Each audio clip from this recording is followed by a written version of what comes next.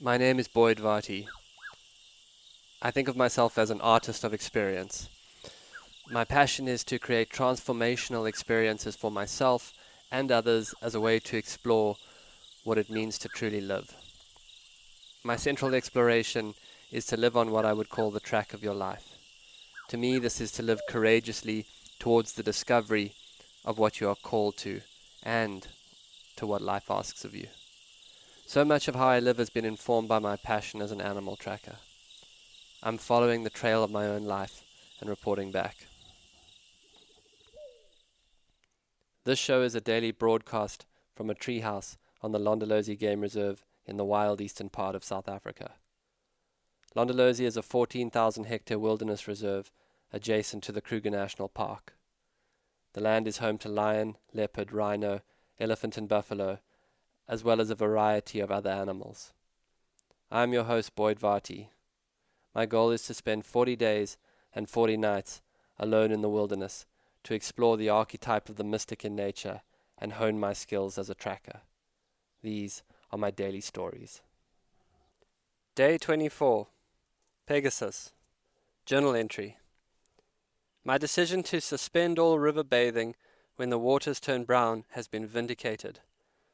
Last night I shone my torch into the dark water and saw not one, but 2 crocodiles that have taken up residence in front of the camp. I could see their eyes reflected in the torchlight, cunning, 100-million-year-old lizards. I will tell you now the curious incident of the rhino in the day. I went out looking for elephants. Instead, I cut across the track of a rhino bull who had walked by an hour or two before me. The track was a beautiful, dinosaur-sized 3-leaf clover crossing the road. Only 50 meters away, the bull had left an impressive pile of dung. It was the dung that really gave me a good sense that the track was fresh. I should tell you something about me. I am a very good rhino tracker. Whatever happens in life, I always have rhino tracking to fall back on. Talk about a weird skill set. I was actually thinking to myself, what a good rhino tracker I was when I lost the rhino's track. Gone. Vanished. This happens. No major problem. Fun fact about rhino footfall is that it can be surprisingly light at times. Now I began to unleash my considerable skill set. I looked for telltale compactions of earth, a scuff of the characteristic side toe. Nothing. Okay, I'm a pro, no problem. I searched for crushed forbs. Even using my nose, I started predicting where the rhino would have gone from the line of the last track. Absolutely nothing. Let's take a moment to talk about rhino here. They are a very routine creature, sleeping, feeding, resting, marking territory, and drinking are pretty much what takes up their dance card for the day. In fact, if you watch them, you can almost see the moment these single thoughts occur to them. It's sometimes like, munch, munch, munch, munch. Sleep. And then he heads off to a shady spot that he knows for a nap. I was certain this bull was making his rounds, so I would just walk ahead and easily cut his track on the open ground. Did I mention the conditions were not very difficult? Good, sandy ground all around. I checked every patch of open ground. Nothing. Not the faintest scuff. I walked a zigzag line checking game paths. Nothing. I wondered if a herd of impala had walked over his tracks. I started to log looping miles. Eventually I went back to the dung and made sure that I had set off on the right course. I had. I saw the same tracks I had seen already, and then the vanishing. I have to tell you, it's pretty frustrating to lose a 2.5-ton animal in pretty open sandy terrain. I was perplexed. I got that perplexed look on my face. I really like the word perplexed. It's so descriptive. I started to lose my cool a bit. Just recently I was a lion tracking river crossing savant. Now this crap. My well-embedded story about my quality as a rhino tracker was being undone by the bloody Pegasus rhino that had miraculously taken flight, and I imagined briefly pinged on air traffic control's radar at the Hoodspruit Air Force Base, causing a moment of UFO-centric national panic. The last sentence should help you understand where my mind was going. Eventually, I went back to the pile of dung and put my small pack down.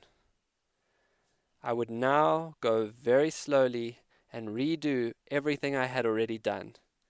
I was sweating with the pack on, so I discarded it. Moving in slow motion, I crouched down to study the earth. Some years ago, I'd started using tracking as a metaphor to help people learn how to do inner work. In retreat settings, we would use tracking because it was a total non-linear process, just like learning to be yourself. I remember once running a workshop. I was standing in front of a group giving a long speech about how looking for a rhino could be like looking for your purpose and mission in life. I was wrapping up with a flourish, really trying to make the point that so much of finding what we want from life comes out of being willing to try things and begin searching without knowing how. You don't just find rhinos, I said. You have to be willing to head out into the wild without knowing and start paying attention. Rhinos or a clear sense of mission and purpose don't just fall in your lap. You got to start tracking, I said. One of the group then looked at me square in the eye and said with an American accent, "Sir, there is a rhino behind you." And there was. In broad daylight, a rhino had walked out into a clearing behind me. So much for my spiel about purpose and process. Now, back on the Pegasus rhino track, I had nothing. What followed was an hour of a man alone in the woods, inspecting the ground like his life depended on it, sweating profusely, sometimes crawling, and still not a single track. Eventually I broke. I gave up making some kind of excuse like, I wanted to track elephant anyway. I walked the 700 or 800 yards back to my small pack, and there, standing smugly, only a few yards away from the discarded backpack, was Pegasus Rhino, sucking on his fat lips with an air of rhino treachery. He seemed to look at me with small, piggy rhino eyes that said, "Gotcha." And then, as if on cue, he had a thought. Munch, munch, munch, munch. Water. And then he set off to drink, leaving me utterly beaten, watching his huge frame and massive feet cut a trail through the grass that looked like a Los Angeles freeway. I might even in a moment of true patheticness said, "Whatever," to him as he walked off. Oh, tracking, it will keep you so humble. Here is the the brief reflection I wrote whilst annoyed. Losing tracks is part of tracking. Losing yourself is equally natural. That's why we focus on practice, not the outcome. Practice breeds outcomes. And always hope for that day when after all our searching, someone says to you, "Sir, there's a huge fucking rhino behind you." Sometimes it doesn't have to be so hard. I console myself with knowing that even some of Londolosi's most elite trackers lose tracks from time to time. I walked up the hill and started to watch the sun go down. Somewhere, a flock of grey go-away birds started alarming. Go-away! Go-away! Go-away! Then a starling started to shout, "Ap, ap, ap, ap." I couldn't see the birds, but there was an auditory story unfolding. Then a pearl-spotted owl called, explaining what all the shouting was about. I felt in conversation with the birds and understanding the story as they told it in their own voices. What a thing to speak with birds. One of my goals was to improve as a tracker, and today I did not shower myself in glory, but still I believe my understanding of this place is more fundamental. If anything, I am more still, so I am more aware. I am more present, so I am more in tune. St. Francis said, "Wherever you go, preach the gospel. Only when absolutely necessary, use words." Everything out here is teaching me, and not a word has been spoken. The natural world is a presence that I am becoming more present to. And all that leaves me with is thank you. 4-0, out. This has been another episode of the Track Your Life podcast with Boyd Varty. Follow us on Instagram at Boyd_Varty, Twitter at Boyd Varty. Visit Boyd's website at boydvarty.com or subscribe to this podcast in your favorite podcast player.